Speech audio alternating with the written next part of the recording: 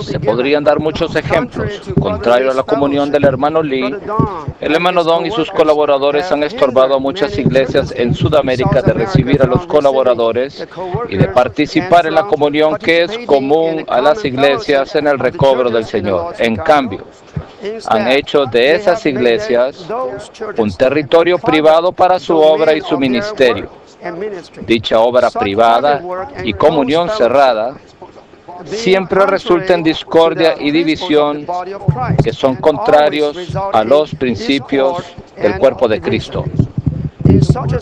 En tal condición de aislamiento, la obra centralizada en Brasil a cargo de Don Julián se ha desviado cada vez más, tanto en la verdad como en la práctica.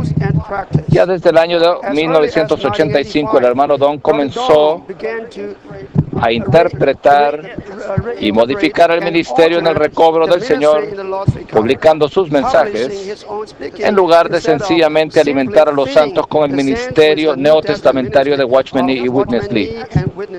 Para justificar sus acciones, él reclamó que las personas en Sudamérica necesitaban que él digiriera el ministerio del hermano Lee para luego presentárselo en una forma simplificada a los hermanos a fin de que pudiesen entenderlo.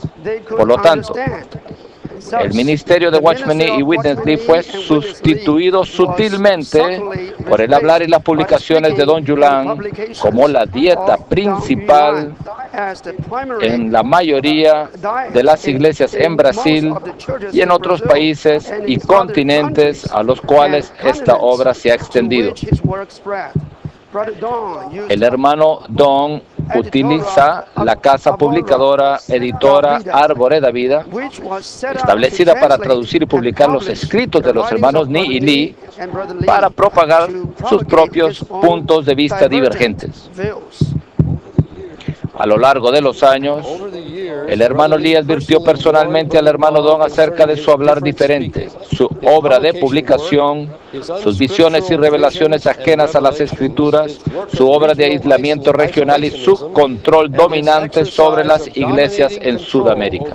Por ejemplo, en 1991, en presencia de colaboradores así como otros hermanos de Brasil, el hermano Lee se vio obligado a tratar personalmente con el hermano Don en cuanto a los problemas de abuso de autoridad, el regionalismo y su inescrupulosa obra de publicación.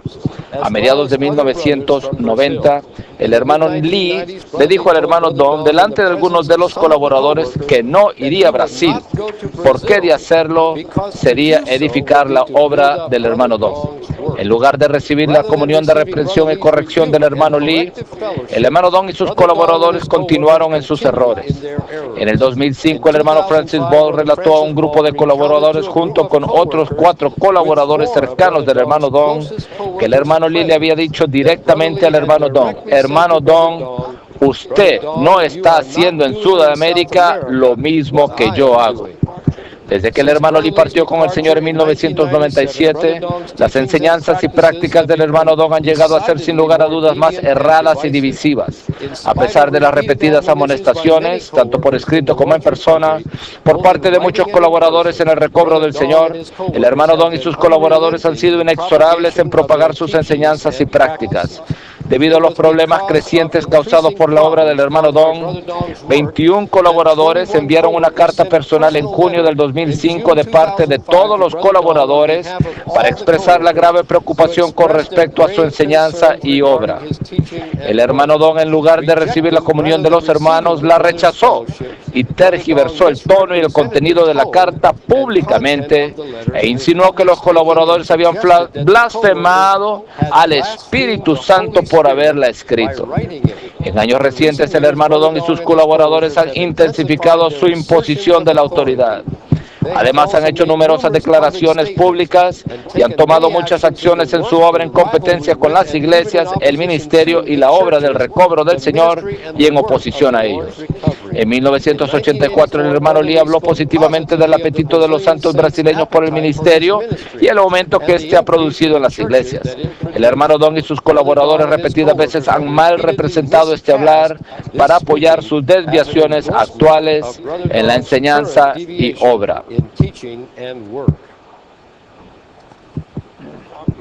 La enseñanza de Don Yulan se ha desviado hasta el punto de quebrantar directamente algunos de los principios más fundamentales de la fe de todos los cristianos, entre ellos la inspiración divina de los escritores del Nuevo Testamento.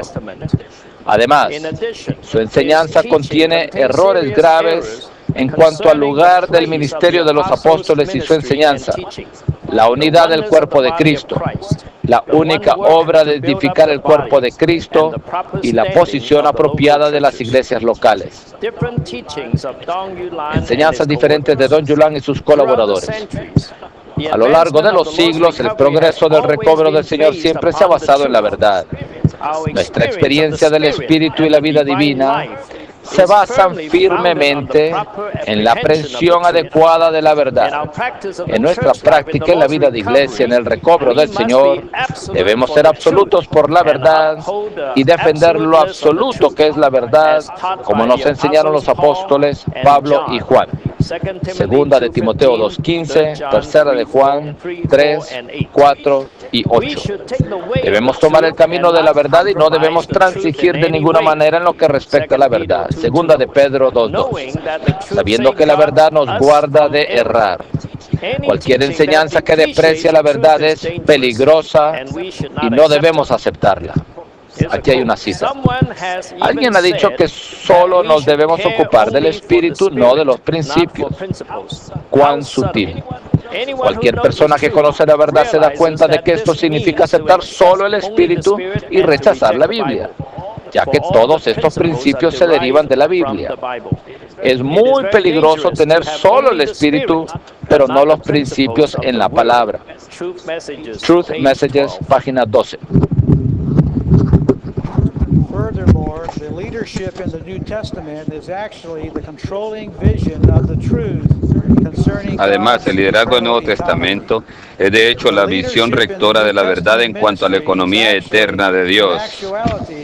El liderazgo en el ministerio neotestamentario en realidad no es el liderazgo de una persona que gobierna. En el recobro del Señor rechazamos el concepto de que una persona gobierna las personas y los asuntos. Ciertamente tenemos cierto tipo de liderazgo, pero no el de una persona que gobierna a otros. Antes bien tenemos el liderazgo de una revelación que nos gobierna en el único ministerio, por medio de quienes traen la revelación del ministerio. La revelación gobierna y lo hace por medio de aquellos que traen la revelación.